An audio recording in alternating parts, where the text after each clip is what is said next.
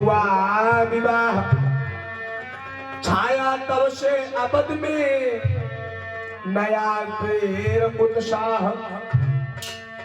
आज महाराज दशरथ मर्यादा पुरुषोत्तम श्री राम को अपने चारों बहुओं को लेकर के जिस समय आए हैं, कहा अयोध्या में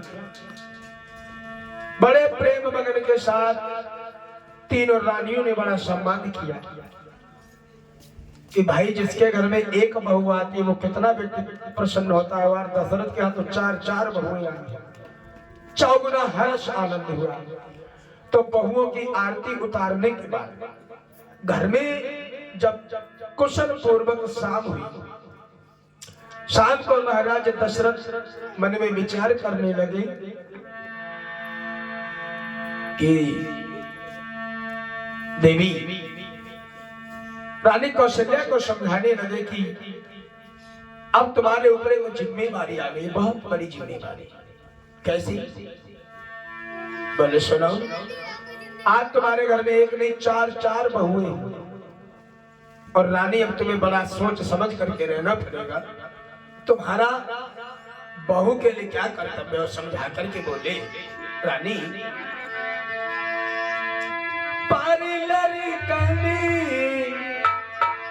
बधुबन आए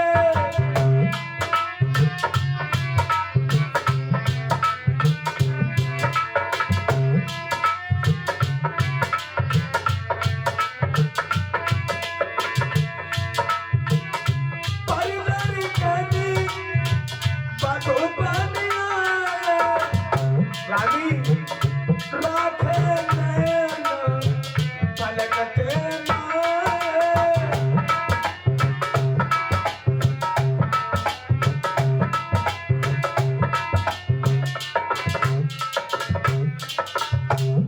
महाराज दशरथ कहने लगे कि देखो, अब तुम्हारे घर पर एक नहीं चार चार बहुएं आ गई हैं। पराई लड़किनी जब बहू बन करके अपने घर में आती है तो सास का कर्तव्य है कि बहू को कैसे रखे, राखे नैन पलक के नैन। जैसे आंखों की रक्षा करने के लिए पलक हमेशा तत्पर रहते हैं, उसी प्रकार से सास को अपनी बहू का ध्यान रखना चाहिए, हर चीज समझानी चाहिए। कौशल्या कहने लगी, हे श्रीमान, क्या सास का बहू के लिए कर्तव्य, बहू का कोई सास के लिए कर्तव्य नहीं है? जो कुछ करे सास ही करे। दशरथ कहने लगे, नहीं, बहू का भी सास के लिए कर्तव्य। क्या? कि सादर सास ससुर पति पूजा,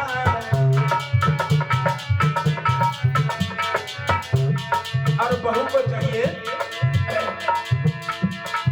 सादर सास ससुर पति पूजा, सादर सास ससुर पति पूजा, सास पढ़ के धर्म में पूजा।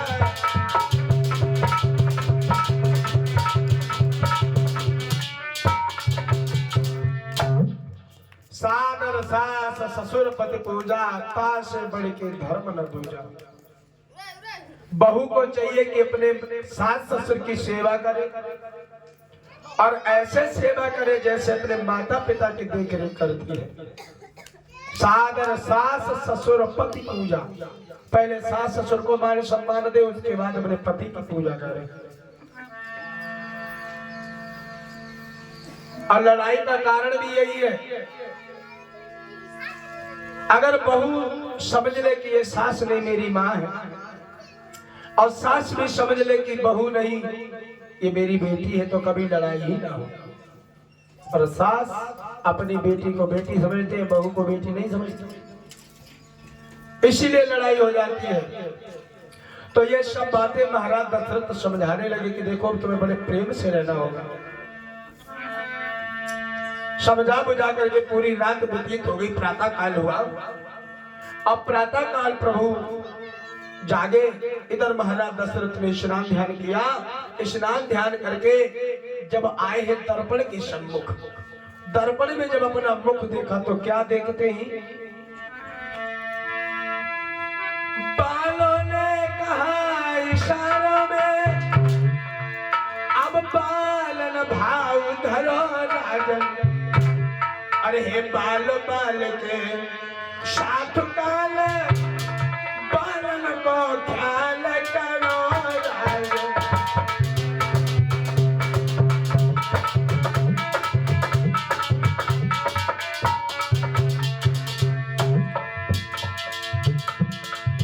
बाल कुछ कान के पास में सफेद देखे दशरथ ने।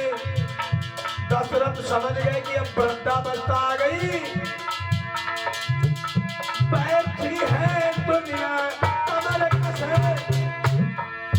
अब बस चल रही की तैयारी है, जो बिना गई चल देता मेरे जिसकी बारी है।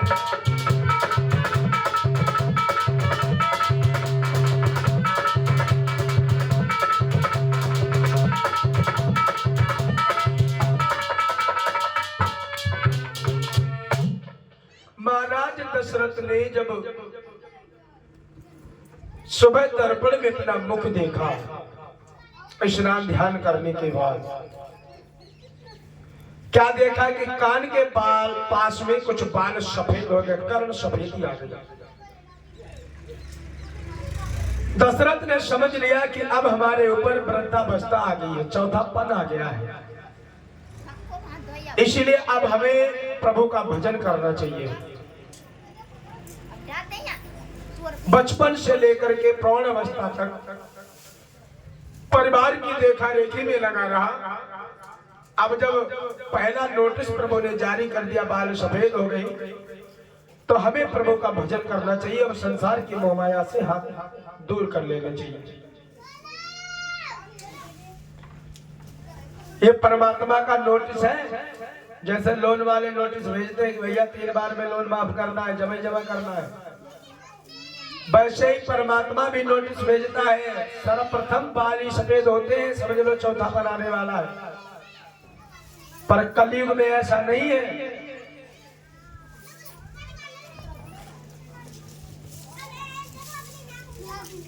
यही कहा था भक्ति ने। भक्ति के 2 पुत्र थे, ज्ञान और वैराग्य। तो जब उन्होंने देखा बच्चे छोटे हैं, बूढ़े, उनके बाल अभी सफेद हो गए, कमायु में, बोले ये कली का प्रभाव है, कलयुग का। कलयुग में कोई मेड़ मर्यादा नहीं है। 8-10 साल के लड़के, उनके भी बाल सफेद, कोई 5-6 साल का, उसके भी बाल सफेद। इससे वृद्धावस्था की संकेत नहीं किया जा सकता।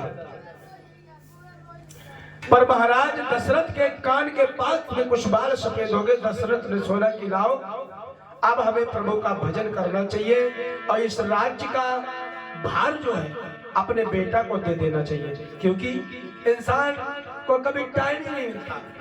प्रभु के लिए यही कहता रहता है, कल भजन कर लेंगे, कल भजन कर लेंगे, और कल कभी हुआ ही नहीं है।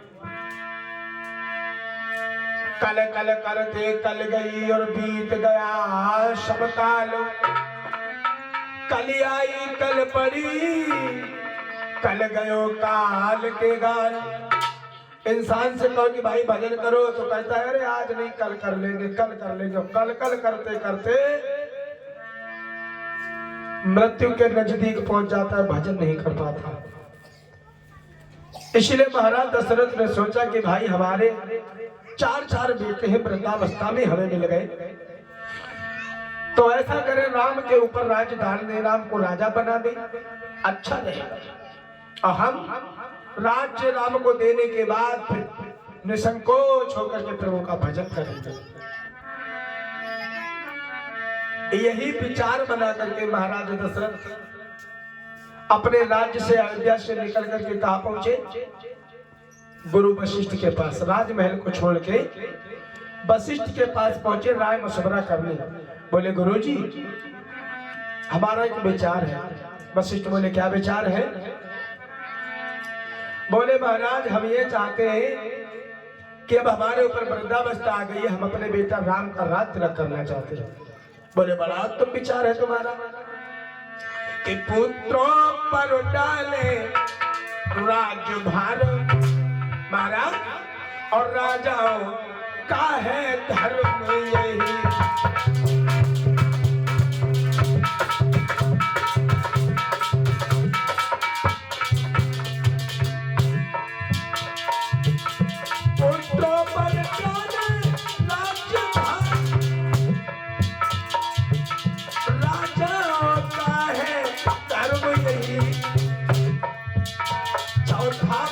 परमात्मा को दे है गृहस्थियों का कर्म यही।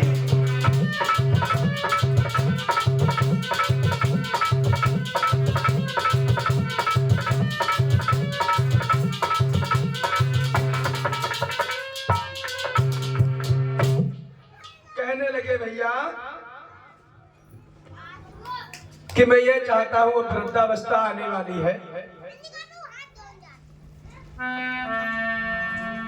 अपने बेटा राम का राज तिलक करना चाहता। बोले बड़ा उत्तम है,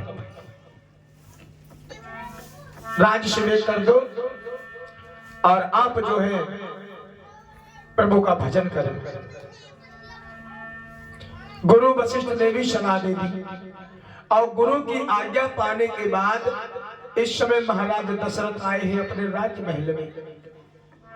राज्यसभा में सबसे कहा कि ये सभासदों, मंत्री, हमारा विचार है कि बेटा राम का राज तिलक होना चाहिए। तो राज्यसभा में जब महाराज दशरथ ने ये घोषणा की, सभी लोगों को पता लग गया है कि कल बेटा राम का राज तिलक होगा।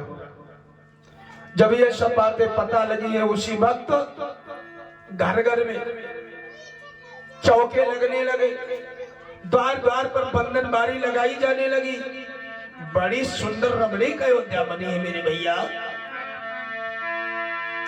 कि घर घर में पूरे गए चौके, पहुंचे पता का फैलाई।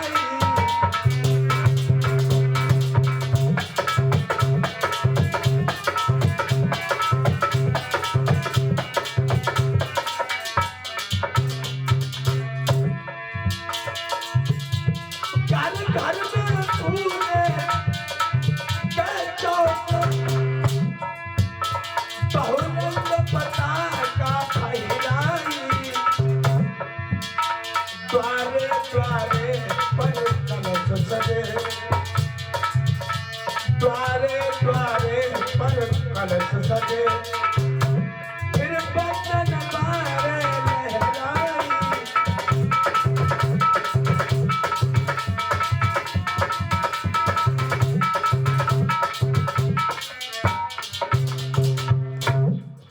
अब तो अयोध्या में ऐसा कोई घर नहीं था जो सजा ना हो। प्रत्येक घर में चौक पुराए जाने लगे, गंगा जल से पवित्र किया जाने लगा, सब धोने लगे, चंदन से चारों तरफ से खुशबू खुशबू महक रही है, फूल बांधे जाने लगे, हर गली हर घर ऐसा महक रहा है, इतना सुंदर शोभायमान है, ऐसा लग रहा है कि प्रत्येक घर में उत्सव होगा। लेकिन उत्सव तो महाराज दशरथ क्या ही होना है, पर सारी अयोध्या बड़ी प्रसन्न है और सबके मन में यही अभिलाषा है कि कल बेटा राम का राज तिलक होगा। इधर तो तैयारियां हो रही है, लेकिन महाराज दशरथ के घर में क्या हो रहा है? कैकेयी, सुमित्रा, कौशल्या तीनों रानियां बड़ी प्रसन्न है कि हमारे बेटे राम का राज तिलक होगा। और कौशल्या के बेटे हैं राम, लक्ष्मण, शत्रुघ्न, सुमित्रा के हैं, भरत के, कैकेयी के हैं, तो इसलिए तीनों रानियां बड़ी प्रसन्न है। पर तीनों रानियों में जो कैकेयी की दासी थी मंथरा, सब प्रसन्न है, पर मंथरा उदास थी। क्यों थी उदास? सबने बड़े सुंदर सुंदर वस्त्र पहने, आभूषण पहने करके श्रृंगार किया है, बालों को बांधा है और सब श्रृंगार कर रही थी, बैठी थी। उसी समय मंथरा, कैकेयी ने जब अपनी दासी की शक्ल देखी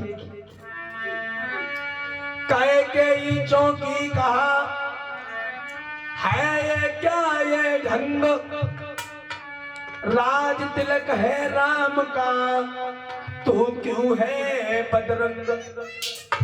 कैकेयी कहने लगी, दासी एक बात बता, आज हमारे बेटे राम का रात तिलक होगा, हम सब लोग कितने अच्छे हैं, कितने मगन हैं, कितने खुश हैं। हम लोगों ने स्नान ध्यान करके नए नए सब वस्त्र पहने हैं, बाल बांधे हुए हैं, और तू ये पागलों की भांति घूम रही है, ये क्या है दासी? क्या किसी से झगड़ा हो गया है तेरा, या किसी से लड़ झगड़ करके आई है? तो मंथरा कहने लगी, तुम्हें नहीं मालूम रानी? बोली देखो सो सही, घर घर में है धूम, राज तिलक है राम का, तुम्हें नहीं मालूम। मंथरा से कैकेयी कहने लगी कि कल राम का रात तिलक होगा, तुम ऐसे घूम रही हो बाल बिखेरे हुए, क्या तुम्हें पता नहीं है कल बेटा राम का रात तिलक होगा? मंथरा कहने लगी, हाँ लेकिन रानी तुम्हें नहीं दिखाई दे रहा है। बोले क्या बात? बोले सुनो कि जिसका कल होगा राज तिलक, रानी तुम्हें अभी दिखाई नहीं दे रहा, तुम्हारी आंख में पट्टी बंधी है। जिसका कल होगा राज तिलक, मर्तबा बुलबुल खुशी का है।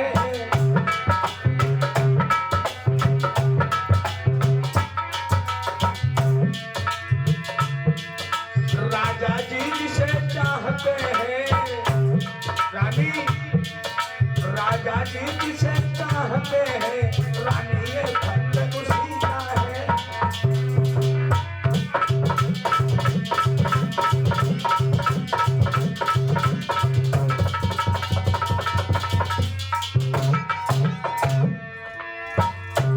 और मंथरा समझा करके बोली, और ये माता जी की तरफ से 51 मंत्र है, भगवान सर्वदा जीवन में सुख समृद्धि प्रदान करे। और ये मौसी जी की तरफ से 51 मंत्र है, भगवान सर्वदा जीवन में सुख समृद्धि प्रदान करे। कुछ तुम्हें दिखाई देता है रानी, कुछ तुम्हें दिखाई देता है, ये खुशी नहीं है मातम है। बजते हैं जो ये नगारे, आवाज़ों में इनके गम है।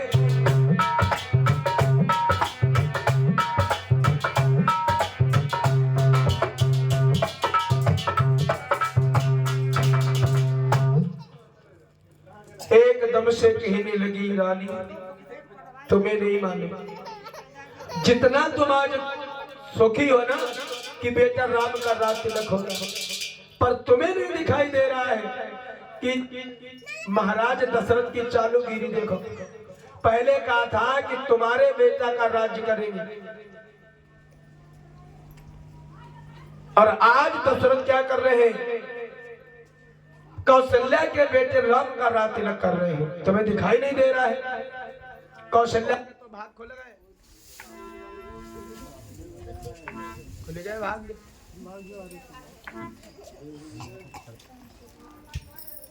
वो कौना बच्चन तो यही देखिए अब जब रही हूं फटाफट कर रही हूं।